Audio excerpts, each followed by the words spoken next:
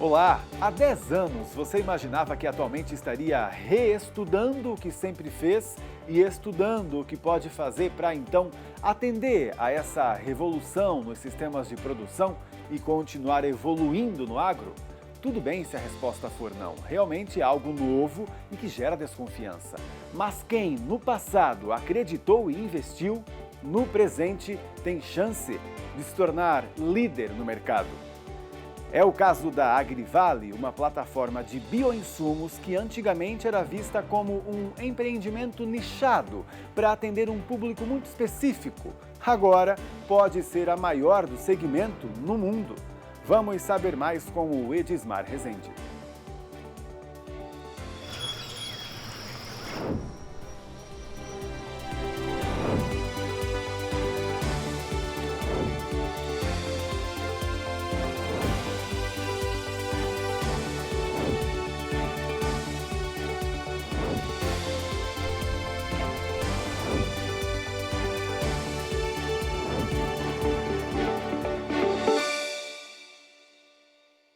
Nosso convidado já está aqui comigo agora, Edismar Rezende, bem-vindo.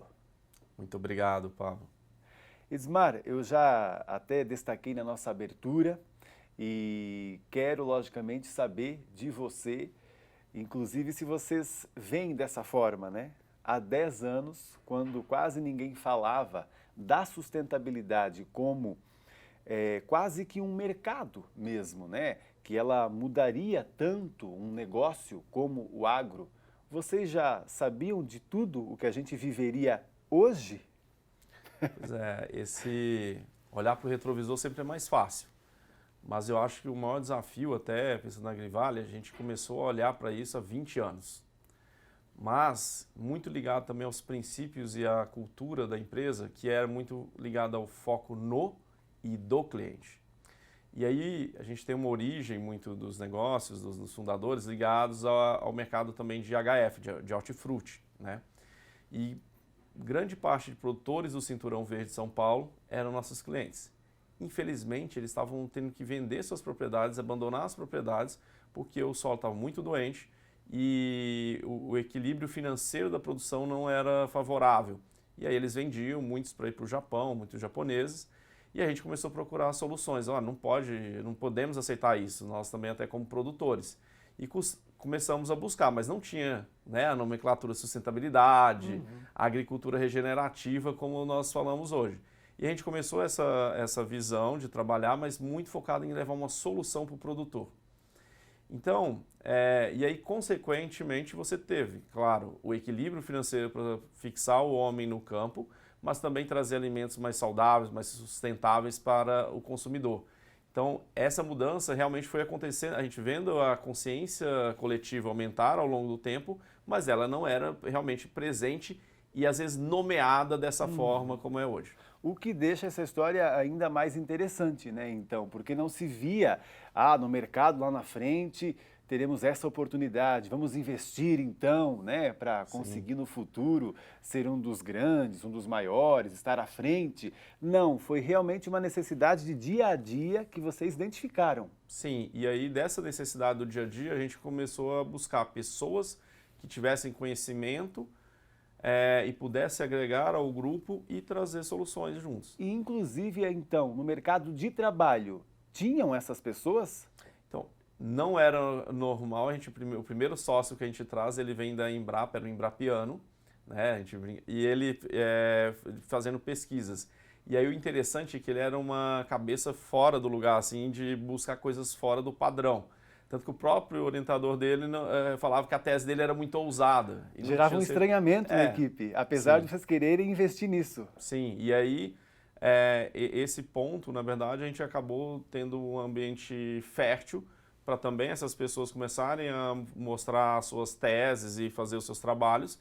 E a gente chegou hoje na liderança global que a gente tem em alguns perfis de produtos que quase ninguém tem no mercado. Que legal isso, né, então, do quanto gerou um debate entre vocês e uma evolução de toda a equipe por conta dessas novas pessoas, né, ali que acabavam lançando algumas dúvidas, né, ou algumas técnicas que vocês até desconheciam um pouco. Sim, e aí é bem isso, assim, a gente, né, por exemplo, falava para você colocar micro-organismos que na natureza eles não convivem juntos no mesmo produto. Isso era contrassenso. E aí tinha assim, olha, quando eu coloco isso, eu tenho que, claro, resolver os desafios de estabilidade, uma série de coisas técnicas, mas isso vai dar mais potência para os micro-organismos e um resultado muito melhor para o produtor. E a gente começou a perceber isso. Hoje a gente se diferencia, a gente fala que esses são produtos de segunda geração de bioinsumos. E isso, por exemplo, resultou em patentes. Nós temos hoje 12 patentes, que não só estão depositadas no Brasil, mas em vários países do mundo. E a gente é líder global nesse tema de ter produtos mixados, que são, por exemplo, bactérias e fungos juntas no mesmo produto. E demorou muito tempo para vocês verem que poderiam chegar nesse ponto agora? Sim, porque o mercado ele não maturou tão rápido também. Então, hoje, quando a gente mostra os investimentos que a gente tem feito, né, até para o pessoal da Embrapa, que a Embrapa Meio Ambiente, unidades que trabalham mais com esse tema, o Senargem lá em Brasília, eles mesmos se ficam assim mexidos emocionalmente, até poxa, a gente acreditava, tinha um sonho, mas agora vendo isso se concretizar em estruturas tão grandes, em times tão técnicos e profundos, isso nos deixa muito feliz porque a gente realmente viu que mudou o mercado e ele se concretiza, está cada vez mais concreto. Então teve um tempo de maturação longo, né? Porque você tem que desenvolver as soluções também dentro de casa, laboratório, fazer registros. Às vezes você vai para o regulatório e ainda não sabe, o agente regulador, o órgão público, não sabe como lidar com aquilo, então tem que ajudar a construir também a própria legislação. Tudo isso foram desafios enfrentados ao longo desses 20 anos. Como é que está para vocês atualmente, até sobre a questão da legislação que você citou, né? Já está mais fácil para se trabalhar? Hoje você tem algumas diferenciações para os bioinsumos, principalmente biológicos, mas a gente ainda tem desafios para ser construídos. E aí o papel também nosso é de dialogar com o agente público e mostrar as possibilidades, porque no final é benefício para o meio ambiente, para o produtor e o consumidor. Então, e a gente também, enquanto país, eu tenho certeza que esse setor hoje é onde pode sair uma nova Embraer brasileira e que a gente pode levar a tecnologia para o mundo inteiro. Então a gente tem que cuidar e olhar com muito carinho para realmente mostrar esse potencial para todo o globo. Até sobre essas leis que têm surgido, né, ou projetos de leis também, como, por exemplo, a liberação quase que total do uso dos bios, né? Que tem gente achando muito bom, até por conta da necessidade que a gente tem, mas também tem gente ponderando, né? Será que livremente, assim, dessa maneira, pode ser bom para esse mercado? O que vocês estão achando? Tem uma discussão, como qualquer produto, você tem que ter padrão, tem que ter qualidade, tem que ter resultado no campo, ou seja, produtividade. E a gente ainda vem com outros drivers assim, de impacto, que é, por exemplo, o carbono, economia verde, que eu tenho que saber como que ele me ajuda, e também até no impacto nutricional do alimento lá na frente. Então, eu acho que tem alguns pontos, assim, sempre, por que está democratizando e as pessoas querendo? Tem um porquê disso, a gente tem que compreender por regras e padrões mínimos, porque também senão o próprio produtor pode achar que ele está se beneficiando e ele está se prejudicando, mas você conversar e ter um diálogo maduro sobre isso, né? E tem coisas que o produtor não vai conseguir fazer na sua propriedade, porque, por exemplo, igual os nossos produtos, eles têm muitas técnicas, muitos processos que não consegue fazer necessariamente dentro da fazenda. Então eu acho que primeiro, mostra a relevância do tema, porque se tem discussão é porque tem interesse e tem foco nisso, mas a gente mostra também que existe um perfil grande, um benefício, tanto se eu penso para o lado de defensivos, mas o próprio lado de fertilizantes, que isso é a pauta do momento em função da guerra da Ucrânia e da Rússia. Que imagino também vocês não pensavam que poderia acontecer, né? O tanto que isso agora está impulsionando também esse mercado. Como é que para vocês, né, surgiu essa notícia, né, e todas essas agora possibilidades se abrindo, né, mais ainda? O mercado realmente vem crescendo muito, os números do mercado efetivamente não refletem o que ele é de verdade. A gente aponta que, por exemplo, ano passado ele era pelo menos de já quase 4% do mercado comprado a defensivos. E quando a gente olha, né, nessa linha de vários cenários, por exemplo, os compromissos que o Brasil assumiu na COP26, pensando em carbono, e onde a gente se enquadra, por exemplo, no plano ABC+, o bioinsumo se enquadra, praticamente o mercado quadruplica até 2030 só pelos compromissos que o Brasil assumiu. Só que eu também ainda tenho um lado de adoção, cenários como a guerra e novas tecnologias. Então, o que a gente está vivendo hoje, efetivamente, no setor, é uma tempestade perfeita no ponto, olha, eu tenho insumos que podem estar juntos, tornar a eficiência desses outros insumos mais eficientes, mas também eu posso, às vezes, substituir e eu também trago e vou trazendo evoluções, uma nova filosofia. E aí a curva de adoção já vinha muito alta, em média, mais de 30%, 40% de crescimento ao ano. Eu acredito que vai subir e vai começar a crescer mais de 50%. E isso é porque, de novo, o produtor brasileiro, principalmente, quando você vai para, talvez, HF, fruta, tem um contato direto com o consumidor, então tem que ter cada vez mais cuidado. Mas onde está impulsionando o crescimento do Brasil são cereais. Então o produtor está olhando também para a eficiência e a produtividade. Ele olha para a sustentabilidade, mas assim, tem que ter eficiência e produtividade. Se não tiver, ele não vai usar. Ou seja, isso prova que as soluções são super eficazes. Certo. Vamos falar mais de futuro daqui a pouquinho. Vamos só fazer um intervalo e daqui a pouquinho então a gente volta com o Planeta Campo Entrevista.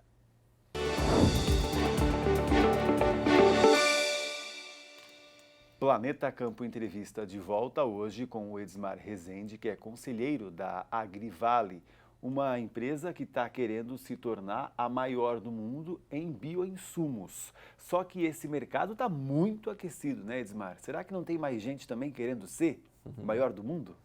Eu acho que é um bom problema. Você sempre fala assim, quando tem conflito ou você tem a discussão, é porque tem um interesse.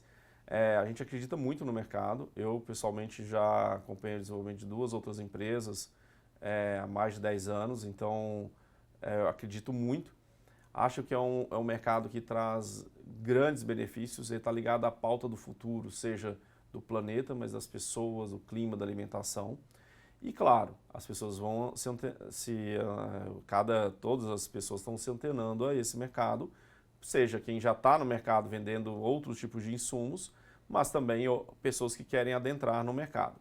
O que a gente acha que nos diferencia tem muito da trajetória, a filosofia que a gente sempre trabalhou.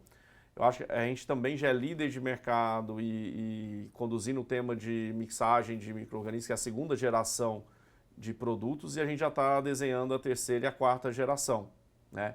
Então, eu acho que tem um processo, a gente tem sido muito procurado por parceiros, a gente fala, a Agrivale é o parceiro ideal para o hoje, para o amanhã e para o futuro.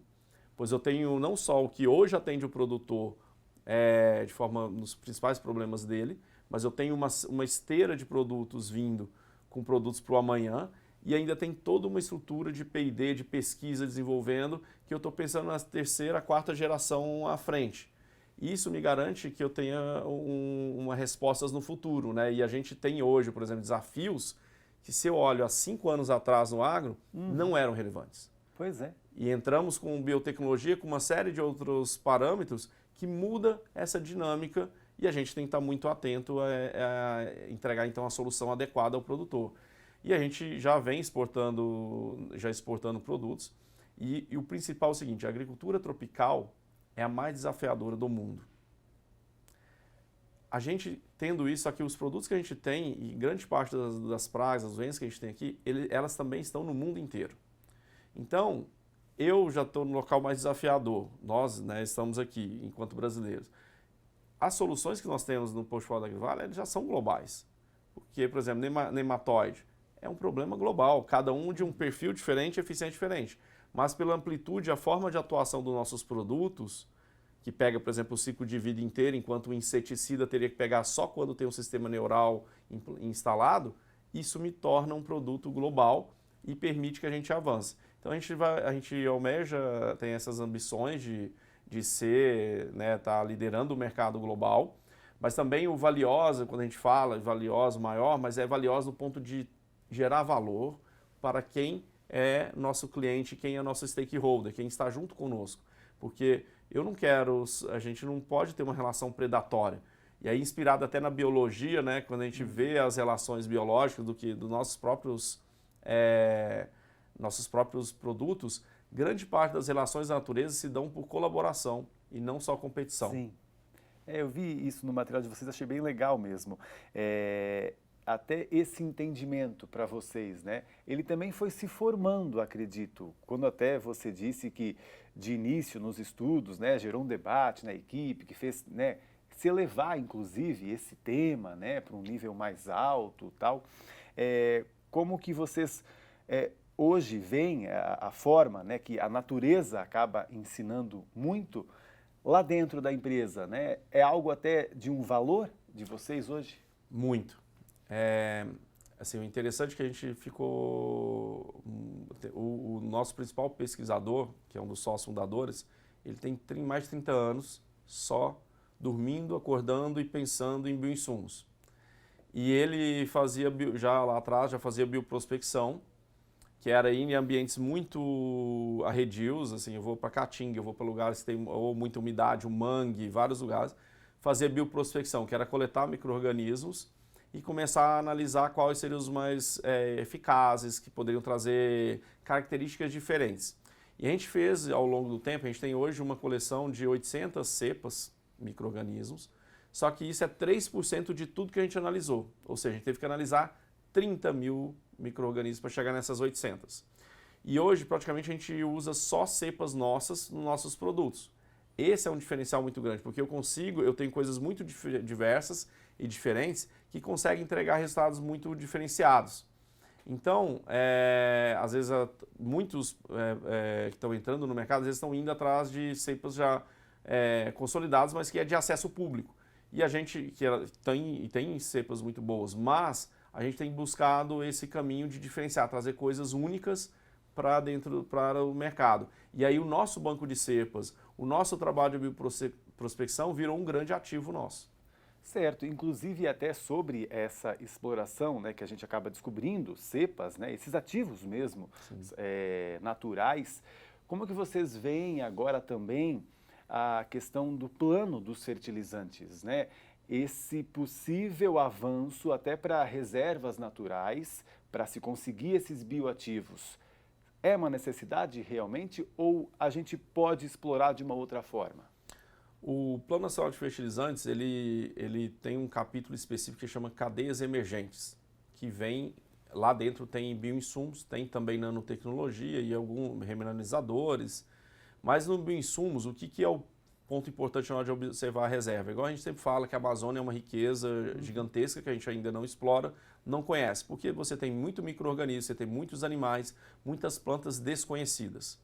E quando a gente olha no bioinsumos, a gente está olhando, na verdade, justamente como aproveitar a natureza para fazer processos naturais ou estimulá-los para ele resolver problemas.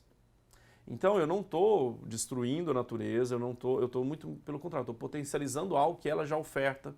Eu estou olhando o que a natureza faz e aprendendo com ela e reagindo com isso. E às vezes eu dou mais estímulo. Às vezes tem uma planta ou um micro-organismo vai produzir uma unidade de uma determinada substância, eu consigo trabalhar para ela produzir 100 e aí ser mais efetivo ainda no que ela faz. Então, eu acho que tem um potencial trabalhar com responsabilidade. O Plano Nacional de Fertilizantes joga luz de novo aos bioinsumos. E um ponto interessante, hoje, segundo dados da Embrapa, nós evitamos 12 bilhões de dólares por ano de importação de fertilizantes só pelo uso de inoculantes.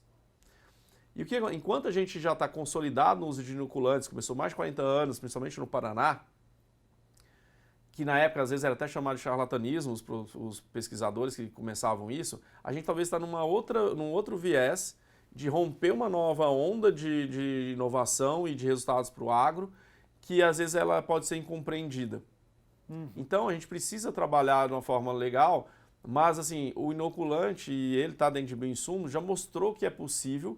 E agora, como que a gente vai para novas gerações de inoculantes para ser ainda mais efetivo e também ir para outros nutrientes, né? Fazer ciclagem de nutrientes, solubilizadores e assim por diante. Isso vai trazer um ganho muito grande, só que isso mexe com o equilíbrio do mercado como ele é hoje. Vai ser um novo mercado. Meu Deus, então a gente tem que fazer um outro programa sobre isso, né, Edismar? não temos mais tempo hoje, infelizmente, né? A gente falando aqui esse tempo todo de um mercado em total expansão e ele dizendo para a gente que vai ser maior ainda, né? Sim. Vamos esperar para ver. Edmar, vamos para o nosso quadro agora, que você escolhe uma sigla e uma palavra dessas que tem surgido como tema da sustentabilidade.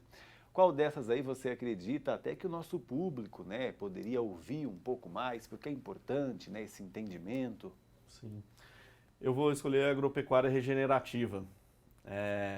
Eu acho, como eu disse, essa temática não existia quando a gente começou, há 10 anos atrás. E o que ela quer dizer? E ela está muito ligada a várias dessa nuvem de tags aqui, porque efetivamente você está olhando para a saúde do solo, você está olhando para a regeneração de vida. E a gente acredita que a Agrivar acredita mais do que o agricultor ser um produtor de alimento, ele é um produtor de vida. Você tem várias dimensões vindo. Você tem, por exemplo, trazer alimentos que possam suprir a necessidade nutricional de pessoas de uma determinada região ou pessoas que têm uma síndrome ligada à saúde específica. Então tem várias dimensões, a própria a produção agrícola como gerador de energia e assim por diante. Você aproveitar o máximo dos coprodutos, dos resíduos. E a agricultura regenerativa, talvez ela traz, porque a gente olha muito para o carbono, mas a gente esquece que a agricultura regenerativa tem um solo saudável e equilibrado, ele evita emissões, ele captura carbono e ele dá mais produtividade. Então, a gente está falando diretamente ligado a carbono, aos ativos ambientais como um todo, que é onde vai valorar o produtor. E, às vezes, o produtor esqueceu que o solo é o maior patrimônio. Sim. E é o que nos dá tudo, né, Edmar? É um ciclo de benefícios. Justamente. Né, sustentabilidade. Isso é o mais intrigante e o mais também interessante sobre isso, né? E o que a gente tem trabalhado, eu acho que é assim, não só ficar na agricultura regenerativa, agropecuária regenerativa, mas pensar em sistemas regenerativos. Como que a gente monta o sistema? Certo. Agora, rapidinho para a gente fechar, queremos que você imagine daqui 10 anos o nosso planeta. Olha, o exercício sempre de refletir sobre o futuro, ele é desafiador. Mas eu acho assim que a gente tem muitas coisas que você não sabe, mas tem coisas que você tem certeza e isso vai impactar a todos. Cada vez o mundo vai ser mais feminino, o mundo é mais países em desenvolvimento, o mundo é mais asiático e muçulmano, né? E, ao mesmo tempo, eu acho que tem algumas dimensões como a questão do carbono, mudanças climáticas que entram e não tem volta mais.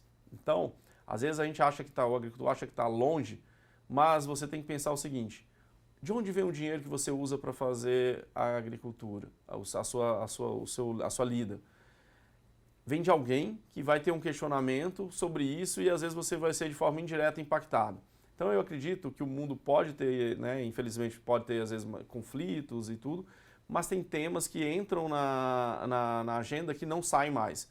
Então a parte de economia verde, baixo carbono, a parte de olhar muito para a mulher, olhar para essa questão da alimentação, respeito também à diversidade de credos, né, de pensamentos, isso vai ser importante.